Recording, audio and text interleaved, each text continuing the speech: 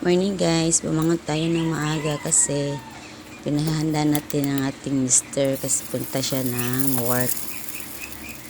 Ito na yung morning routine ko guys. So, magluluto ng maaga, tapos maglilinis.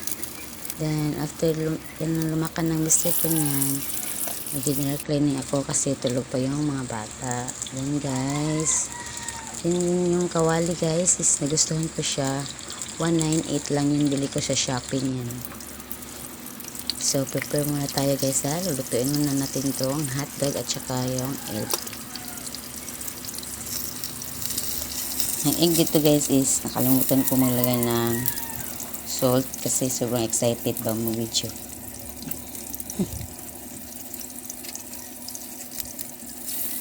Yan guys, nagustuhan ko talaga yung ano na yan guys. 3-in-1 na siya guys. Pwede ka magluto ng sabay. So dyan, mag-prepare na tayo ng kanyang milk at saka yung kape ko. Ang OA ng partner ko guys kasi ayaw niya uminom ng kape. Parang nasanay na kasi siya sa swak or sa mga gatas ba.